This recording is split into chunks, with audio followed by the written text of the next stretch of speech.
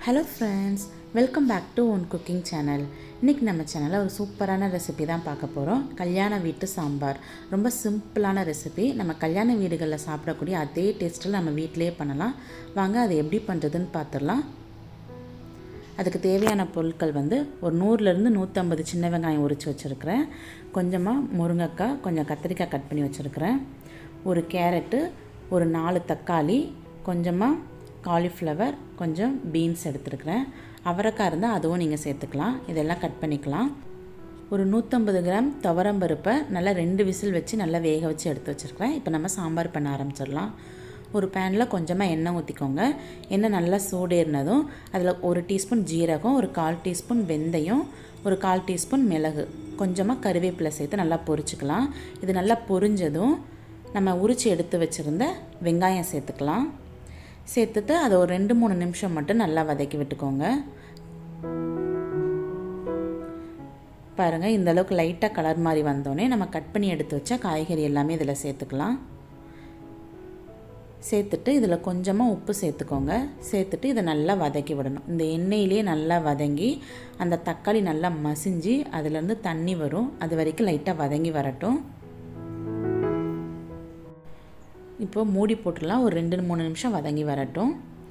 பாருங்கள், இப்போ 3 நிமிஷத்துக்கு அப்புறம் ஓப்பன் பண்ணுறேன். தக்காளி நல்லா மசிஞ்சு அதுலேருந்து நல்லா தண்ணி வந்திருக்கு பாருங்கள். இந்த அளவுக்கு நல்லா வதங்கி வரணும்.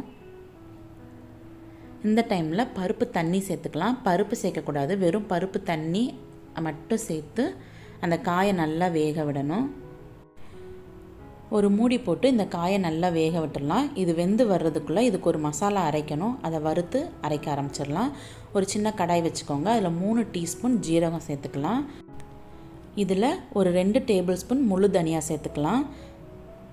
அப்புறம் காரத்துக்கு தேவையான வரமிளகாய் சேர்த்துக்கலாம். நான் ஒரு 8 வரமிளகாய் சேர்த்துக்கிறேன். சேர்த்துட்டு இது எல்லாத்தையும் நல்லா ட்ரை ரோஸ்ட் பண்ணிவிட்டு ஆற வச்சுட்டு மிக்ஸி ஜாரில் போட்டு ஒரு கொரகொரப்பாக ஒரு பவுடர் மாதிரி அரைச்சி எடுத்துக்கலாம். தண்ணி சேர்த்து அரைக்கக்கூடாது.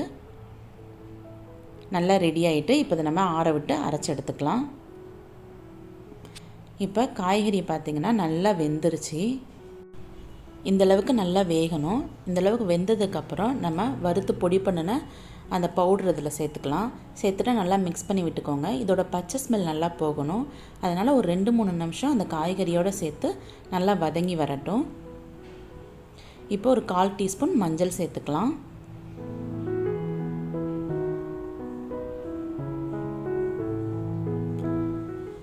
பாருங்கள், ஒரு 3 நிமிஷமாக நல்லா வதங்கி வந்திருக்கு. இப்போ நம்ம பருப்பு இதில் சேர்த்துக்கலாம். இந்தளவுக்கு நல்லா கடைஞ்சி வச்சுருக்கிறேன். நான் பருப்பு வேக வைக்கும்போதே இதில் பெருங்காயத்தூளும் சேர்த்து வேக வச்சுருக்கிறேன். அதனால் தனியாக சேர்க்கலை. இப்போ பருப்பு நல்லா சேர்த்துட்டு நல்லா மிக்ஸ் பண்ணி விட்டுக்கோங்க. இப்போ எந்த அளவுக்கு தண்ணி வேணுமோ அந்த அளவுக்கு நீங்கள் தண்ணி சேர்த்துக்கலாம். நான் இன்றைக்கி சாம்பாரில் புளி தண்ணி எதுவுமே சேர்க்கலை. ஏன்னா நான் 4 தக்காளி சேர்த்துருக்குறேன். அந்த புளிப்பே போதும். உங்களுக்கு புளிப்பு கம்மியாக இருக்குது அப்படின்னு ஃபீல் பண்ணிங்கன்னா கொஞ்சமாக புளி கரைச்சி அந்த தண்ணி இதில் சேர்த்துக்கோங்க. இந்த டைமில் சேர்த்துட்டு நல்லா கொதிக்க விட்டுருங்க. இந்த டைமில் உப்பு செக் பண்ணி பார்த்துக்கலாம். இப்போ எனக்கு கொஞ்சம் கம்மியாக இருந்தது. நான் உப்பு கொஞ்சம் சேர்த்துக்கிறேன்.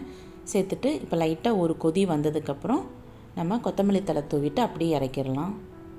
பாருங்கள், நல்லா கொதிக்க ஆரம்பிச்சிருச்சு. அந்த பொடி சேர்த்ததுக்கப்புறமே நல்ல ஸ்மெல் வரும். அந்த வீடே மணக்குன்னு சொல்லுவாங்களே, அந்த மாதிரி சூப்பராக இருக்கும். இப்போ பொடி பொடியாக சாப் பண்ண கொத்தமல்லி தழை தூவிக்கலாம். தூவிட்டு ஒரு 2 நிமிஷம் மட்டும் அடுப்பில் வச்சுட்டு அப்படியே இறக்கிடலாம். நம்ம ஃபஸ்ட்டே தாளிச்சிட்டோம். அதனால் கடைசியாக நீங்கள் தாளிக்கணும்னு அவசியம் இல்லை. கண்டிப்பாக இதே மெத்தடில் நீங்கள் ட்ரை பண்ணி பாருங்கள். டேஸ்ட்டு சூப்பராக இருக்கும். ட்ரை பண்ணி பார்த்துட்டு உங்கள் ஃபீட்பேக் எனக்கு மறக்காமல் கமெண்ட் பண்ணுங்கள். சேனல் உங்களுக்கு ரொம்ப பிடிச்சிருந்தா சேனலை சப்ஸ்கிரைப் பண்ணிக்கோங்க. அப்படியே பக்கத்தில் இருக்கிற பெல் பட்டனை கிளிக் பண்ணிக்கோங்க.